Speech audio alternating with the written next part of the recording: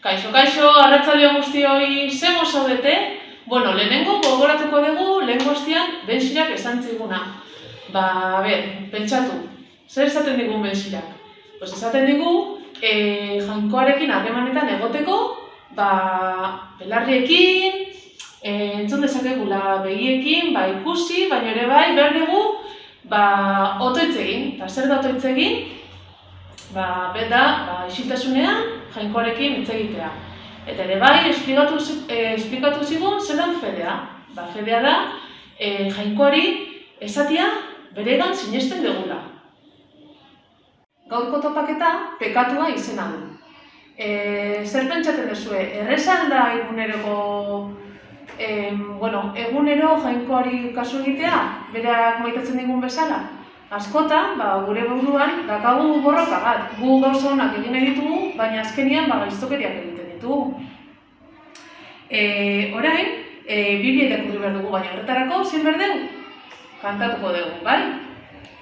Prestatu eskuak, prestatu bihotza, jaunaren hitza entzun bezala.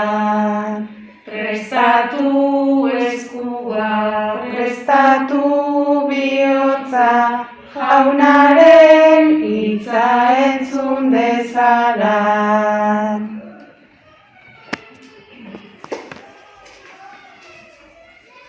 Jakintzaz eta bereizmenez bete zituen, eta ona zer den eta gaizkia zer den erakutsi. Orduan, zoriontsu izateko, jainkoak esaten diguna egin behar dugu, berak guri maitatzeko. Begira, jainkoak gizoakia sortu zuenean, jainkoak ematen zion maitasunakin gizonari, gizona super zoriontsu zen, eta egiten zion obeditu eta sinisten zuen beregan, ze obeditzian eta sinistian behare oso zoriontsu sentitzen zen. Eta baita ere sortu zituen aingeruak, jainkoak, baita ere beregan sinisteko eta obeditzeko. Badakizute zer? Egun batian aingeruak pentsatu zuela nola jainkoak bere bezalakoak sortu gintuen, ez zuela behar jainkoa baitik. Eta orduan hasi zen ez sinisten, eta bihurtu zen deabruan. Aingeru txarrean.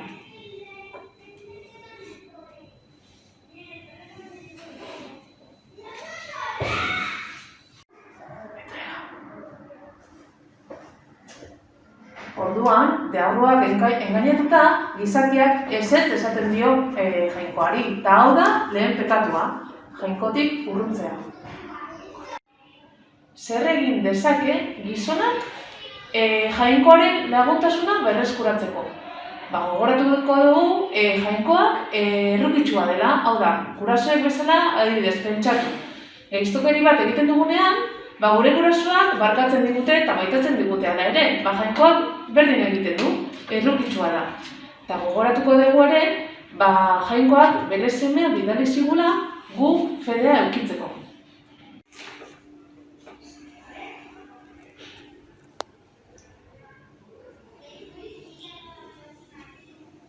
Eta orain, otoitz batekin bukatuko dugu.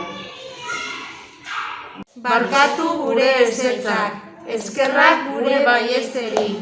Jesus, zu bezala egin argiaren seme izatea.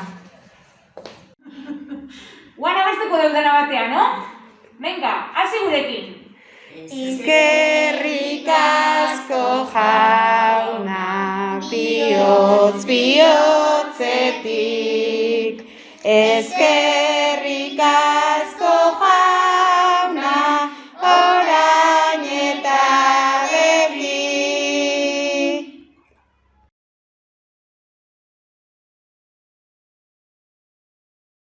Kaixo guztioi, akordatzen zeate hurrengo astean egin duguna bihotz polit hori, zenbat aldizirik idezue, otoitzaiteko. Nahi bali badezue, aldezue argazkiak bidaldu WhatsAppetik, bale?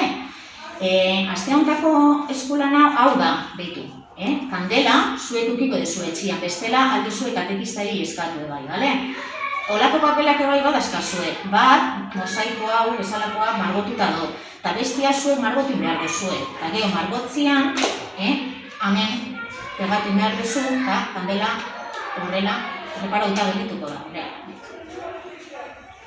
Horrela aldezu kandela piztu eta baietz esan Jainkoari. Bale? Venga, hurrengo aste arte, agur!